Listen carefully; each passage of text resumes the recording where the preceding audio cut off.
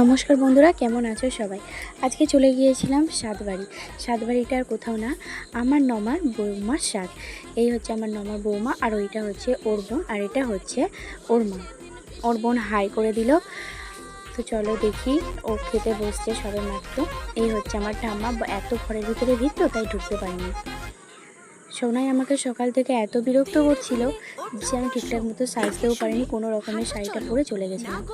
মিষ্টি খাওয়ার সময় নমা অনেকবার ডেকেছিল, যেতে পারিনি। সোনাই প্রচণ্ড বিরক্ত করছিল, তাই ভাত খাওয়ার সময় এলাম। এই যেখানে সবাই বসে আছে, এটা হচ্ছে প্রিয়া দিদি, এটা হচ্ছে বড় মামি, এটা হচ্ছে মাসির, এটা মাসির মেয়ে। ওরা সবই আমার নামারই কুটুম। সঙ্গীতা বসে পড়েছে খেতে, ওর নাম হচ্ছে সঙ্গীতা। ও বসে পড়েছে খেতে। আর এইদিকে হচ্ছে ওর মা খাবার সাজিয়ে দিচ্ছে। তখনও খাবার সাজানো হয়নি, খাবারটা সাজিয়ে দিয়েছে। আর আমার সোনাই হজমোলাটা দেখতে প্রচণ্ড পরিমাণে বায়না করছিল, কারণ হজমোলাটাকে ভীষণ ভালোবাসে।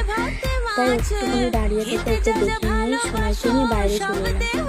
এত বিরক্ত করছে, তাই এখানটা দাঁড়ালাম না, বাইরে চলে এলাম। বাইরে এখানে দাঁড়িয়ে আছে নমা, ওটা হচ্ছে সঙ্গীতার বোন। তখনই বললাম, এইটা হচ্ছে নমার ভাইয়ের বউ, মানে আমাদের মামি হয়। তোরা হাই করে দিল। পিছন দিকেও অনেক সব বাচ্চারা বসে আছে, অনেকেই বসে আছে। এটা হচ্ছে আমার বড় বৌদির ছেলে। ওকে ভিডিওতে আনার চেষ্টা করি, কিন্তু ও আসতে চায় না। ও কোনো রকমে একটু হাই করে দিয়ে চলে যায়।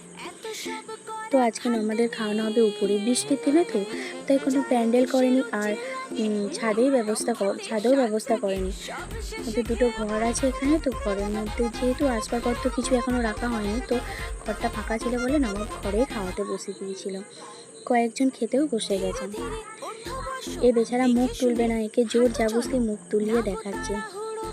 লজ্জা পাচ্ছে, বলছে ব্লগ করছে, আগে মুখটা তো দেখা। এখানেও কয়েকটা বাচ্চারা দাঁড়িয়েছিল, ওরা খাবে বলে দাঁড়িয়েছিল। এটা হচ্ছে আমাদের বারান্দাটা, ওখানেই ঠাকুরারে থাকে। তো যেহেতু আসবাবপত্র হয় না, সেহেতু ওখানেই বললো ওখানেই তাহলে খাওয়ানো হয়ে যাক, তাই ওখানেই খাইয়ে দিয়েছিল। এখানে সঙ্গীতাও খেতে বসে পড়েছিল। আর আমার সোনাই বলছিল ও যাবে ওর মামির কাছে, একটুখানি গিয়ে বসলো।